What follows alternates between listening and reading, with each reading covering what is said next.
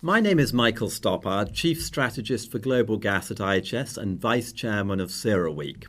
I'd like to spend a few minutes discussing some of the key themes surrounding the international gas market and particularly the LNG market.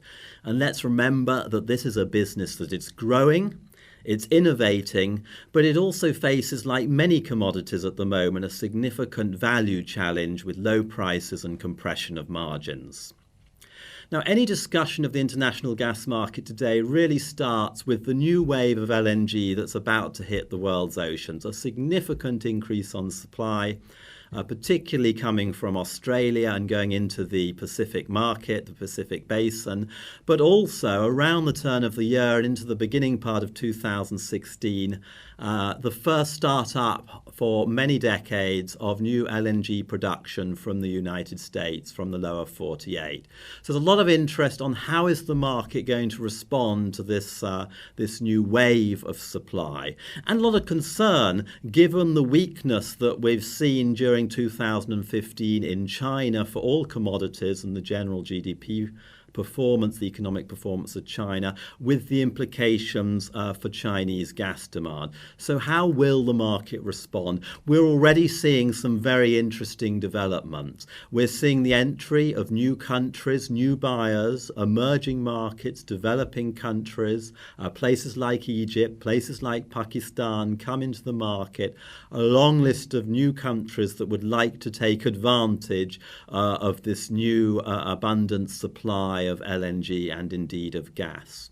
Another interesting development has been the emergence of competitive tenders by buyers for supply, tending to be quite short term. So really a new form of acquiring gas, a new means of doing trade. And we're also seeing, which is garnering a lot of interest, the emergence of new players, trading houses in particular, commodity dealers coming into this business. They remain small, but the big question is, are they going to grow? And in fact, there's a wider question here that I'd like to go on to, and I would refer to it as the rules of the game. Are the rules of the game, the way that we trade, the way that we contract gas and particularly LNG, changing in the international market? A lot of discussion about the future of contracts. Will we continue to see long-term contracts? Are we moving to medium-term contracts, short-term contracts, spot markets? How quickly will that happen? And the related discussion of what's happening with the development of traded hubs and particularly physical hubs. We have a traded system in place for natural gas in the Atlantic Basin, but much less developed in the Pacific Basin. And so, as I say, a lot of interest in how that might develop and how quickly. In essence, are we going to see the gas market begin to look more like the oil market and the way that oil trades? Let's turn our focus, though, away from the immediate oncoming supply and turn instead to the issues around the development, new investments, and how we keep the pace and the momentum for future LNG. A number of regions, obviously Australia thinking about how it can continue and expand on what it's already begun. Canada stuck in a mire looking to see how it can move forward under a new federal government.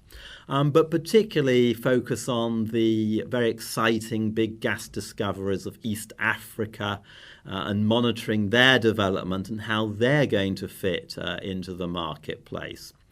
And then also the puzzle, which is the Eastern Mediterranean gas discoveries and the recent very significant gas discovery that has been made in offshore Egypt, which I think has put a new dynamism into the discussions and developments in the Eastern Mediterranean. What does that mean for Cyprus? What does that mean for Israel? It presents some challenge and also some opportunity, and a lot of interesting themes very much on people's agenda now about how that changes the Eastern Mediterranean play. So a lot of different regions asking themselves, looking at how they can get into this market and ensure the long-term growth and viability of the business. Of course, that takes us to the issue of costs and technology. A big part of the push forward is how do we manage costs better? How can we bring costs down? How can we innovate? I'm going to single out two developments for discussion. The first one on LNG is the focus on floating LNG. It seems to me we've been talking about floating LNG for some years now, but it's getting serious. We are seeing investments. We are seeing a lot of exciting proposals and ideas. I think it's definitely a theme to watch and one that we'll be discussing. The other technology which I have to mention, which is not specifically LNG related, but is the ongoing remarkable developments in shale gas production in North America, and really looking at the latest developments in learning and in productivity, the result of things like super fracking and refracking, and what is that doing to the cost of shale gas production and the amount of volumes that you can produce with relatively less rigs in place. So exciting developments. I think we should turn finally to the environmental issues and the policy issues, particularly in light of the COP21 conference in Paris. And what does that mean for natural gas? The lowest CO2 fuel of the fossil fuels. So a lot of discussion, a lot of interesting questions about how gas is going to be positioned relative to the revolution that we're seeing in renewable energy, particularly in the power sector, and the role that natural gas can play in power as a partner or as a backup for increasing use of intermittent renewable sources, such as obviously photovoltaic, solar and wind, both onshore and offshore. So I think to summarize, a wide area of exciting developments and topics for discussion.